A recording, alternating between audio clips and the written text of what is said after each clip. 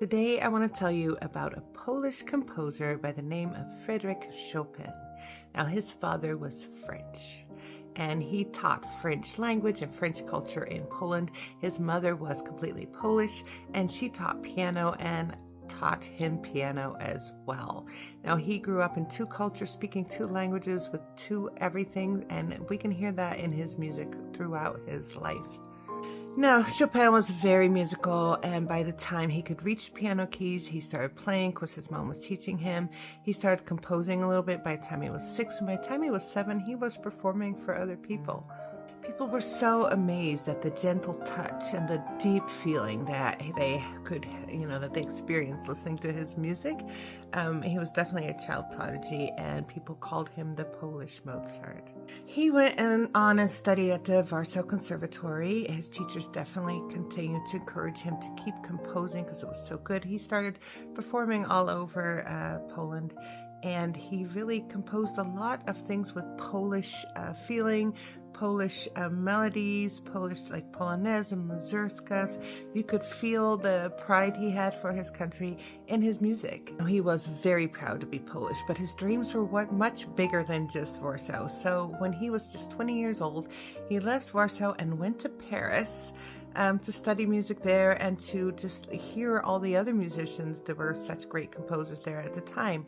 Now, sadly, right after he left, Poland was in a war with Russia. Russia won, and in a way, this kind of meant that he couldn't really go back home anymore.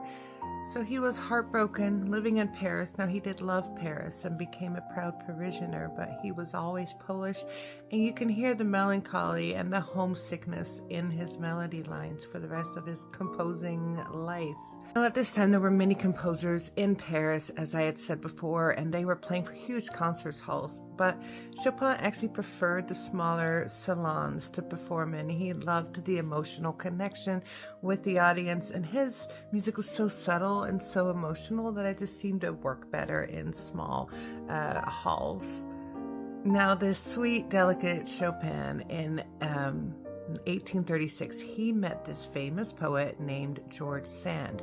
Now, George Sand's real name was actually Aurora de Duvall, but she loved wearing men's clothes. She loved smoking cigars. She was very bold. She was unconventional. She shocked polite society, but despite these differences, these two madly fell in love, and they were together for a long time.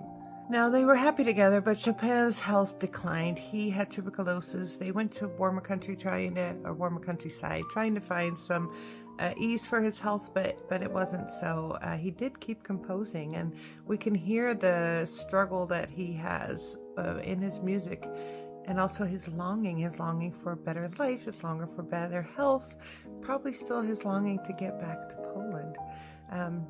Sadly, about a decade later, he and the poet Sand broke up.